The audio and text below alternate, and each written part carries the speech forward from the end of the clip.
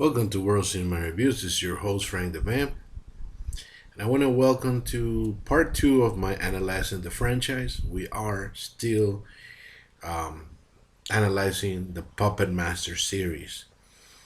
We talked about in last video, which I should name in the description, my actual review, about how great and what a great cult movie was Puppet Master, the original, right, 1989.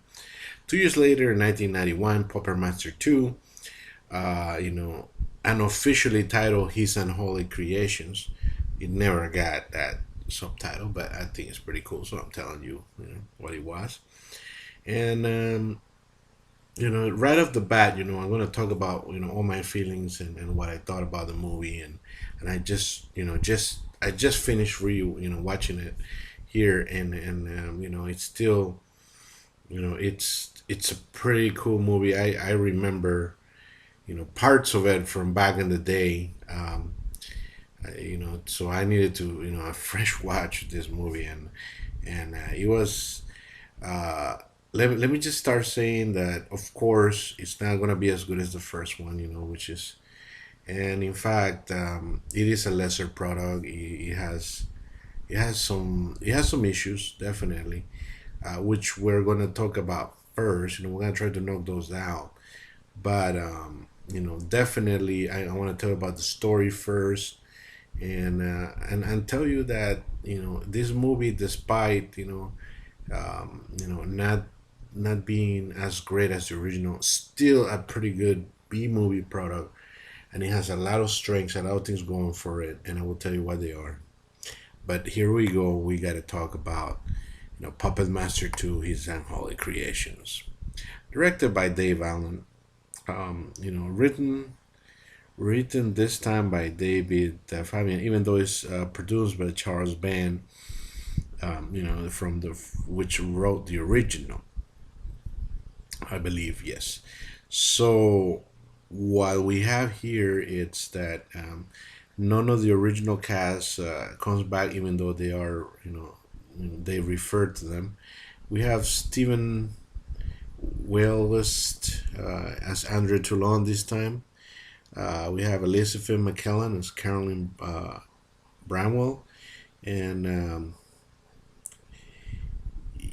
basically, the same. We got the same puppets coming up, except we got a couple, two or three more additions, which actually make the movie pretty cool.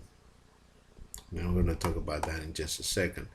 One of the things that I really appreciate about the fact is how this movie just begins with a bang. The story goes like this. I, like I said, spoilers, and I listed in the description. There are spoilers on all this. Analyzing the franchise on most of them. So we have that the fact that Toulon kills himself on the original, right? And but this time the puppets have managed to concoct some kind of some kind of magic potion that brings, and the first scenes take place at the cemetery where they're bringing Toulon back to life, and Toulon comes back, but comes back in a very, let's just say, mummified zombie form. I'm gonna describe that in a little bit more in a moment, and basically he has a mission of getting some brain tissue, doing some killings, by the puppets so that he can, bring back some of the puppets back to full strength, and also, making himself an immortal puppet body that he's planning, and there's a little bit more to that, but more on that later. Um, Another, and I guess there's after there's a lot of things that have changed from the aftermath of film one. Basically, uh, the basically Miss Gallagher, the widower, she has. She has been killed, and we have paranormal investigators, come back to investigate, paranormal activity and the death of Megan Gallagher. And now, and Alex Whitaker, we remember him from part one, as the only psychic survivor. He's been blamed for it and taken to a mental institution. We never see them. Um, and that's as far as I'm going to leave the plot. Now, let's talk about flaws first. Let's knock them out right away. Uh, First of all, the story is very, very, even though it has a promising start, it's confusing at times. There are some plot holes, like we don't know how one got here or there. Some things don't quite add up. I don't know what happened here. Um, However, I'm gonna turn that uh, flaw into a strength later. Believe it or not. Same thing with the acting. The acting is just awful. After seeing part one, such great acting, have Irene Miracle and so many great performances, from part one are just, you know, the human actors are really lousy. They're really, I mean, they're Mystery Series 3000, stinky bad, kind of bad, very cheesy performances. Some of them, completely, you know, I mean, the way they read their lines is just awful, man. I mean, they're not professional trained actors, or at least, man, I think they were hired for their looks personally, but yeah. So we have bad acting, and the story is not quite as congruent and as fluid as I wish it was.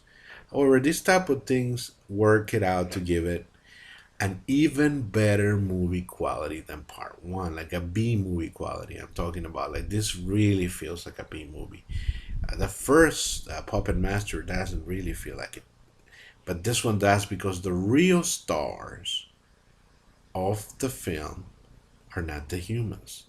They're Toulon, which, by the way, the actor that does Toulon, that's, best performance he does. He carries the film, and the puppets. The puppets are even cooler than part one, even cooler. And let's talk about that. Let's talk about what makes this film enjoyable. The bad acting and the bad story kind of gives this film a much different feelings. Even though we still have the same opening soundtrack, by which, by the way, I did not mention that soundtrack for part one is unbelievably great, and we got that. But the feel of this film is a much more, B movie, cheesy, enjoyable type of way. So we know that the humans are throwaways. We kind of laugh at that. So I kind of tune out, when they're doing, and I'm just hoping for the puppets to come back on screen. And that's what they give us. The puppets are more gruesome, the killings are better, the so I mean, it's just, and sometimes really, really gruesome. So yeah, we have that. One of the very big strength is the 1950s movie quality. We even have a homage here to the Invisible Man, because the wrappings of Toulon, I mean, it really does resemble the Invisible Man. He's got the dark glasses and mummy like white wrappings all over his face, and he's got, dark gloves. So it's just, and the accent, everything works out to be really creepy 1950s. And in fact, that's how I feel like I'm watching something. It's a real throwback, and that, to me, I love it, because I love that type of movies. So I did enjoy Puppet Master too. Like I said, it's not Puppet Master one, but it's a more, it's a B movie quality that it outdoes the first one, that it makes it enjoyable. Um, Definitely, let's talk about the puppets because that's they're the stars. In remember I always talk about who is the coolest puppet, the one that that capture. Let's talk about honorable mention is Blade. Blade is just unbelievable, man. Blade is just a puppet that it's just so cool. Let me show you a picture of Blade here on the cover again. He does some gruesome killing. He almost gets it to me. I was like, oh man, Blade's gonna get it again. Blade's gonna get it again, and then I realized that it's not. There's one puppet that steals the show here, and there he is. There he is, my adorable one. There he is. It's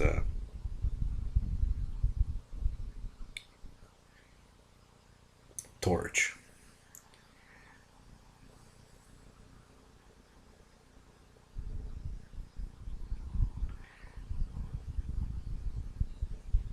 So Torch, this Nazi like puppet that has a flamethrower, and he does some awful killings. The first one being the fat hillbilly woman that gruesomely dies. Torch by Torch, and he looks awesome. He's gruesome, ruthless. He even does some unmentionable killing that I won't spoil for you, but it's kind of in a bad taste in some ways, but it's yeah, that's kind of, but it's kind of shows you the character of this demonic doll, kind of like, because they're all demonic, they're all horrible, but but they have this weird conscience that if they believe that they have been screwed, they will kill you, and that's kind of what happens in this movie, that they are able to turn from their master when they feel that they're getting screwed, or they're being abused, or Toulon is abusing the power. And it kind of like, I like the fact that it sets them up for part three.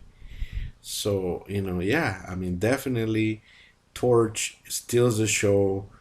Incredibly unique, cooler. I remember watching him for the first time and just blew my mind away. Torch, just to see Torch, it's unbelievably great. So Torch, yeah, man, you got it.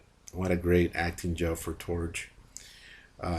Jester, it's getting more and more creepy as time goes by. He's gonna play a bigger role. Honorable mention for two puppets that were killed during this movie. Unfortunately, Lich Woman, rest in peace. Felt sad, was killed by the fat hillbilly woman, and unfortunately, we have another puppet demise, which is you know um, Tunneler, and Tunneler is just unfortunately he's beat to death, and but he does do some kind of brain damage, literally, and a very cool kill up in the beginning of the film. So yeah, there you go. The puppets are the stars. Let's not fool ourselves. So this is just how it's gonna get. And from this point, let me just spoil a little bit. It's gonna get cheesier and cheesier, for a few exceptions of very cool acting and story wise. But besides the story not being as good as the acting being awful, this movie really does bring up the puppets. Does talk about more about it also, with a couple of, we get to see Toulon back on in the Egypt times, where he actually acquires the secret of bringing the puppets to life. So it's kind of cool in many ways. Like I said, not nearly as good as the original, but this B movie on my B scale gets a solid B. So there you go. It's still a very enjoyable, very good, B movie sequel. I liked it. I liked it. Watching it again, I remember, like I said, little scenes. I didn't remember the whole thing until I saw it, and then I remember that.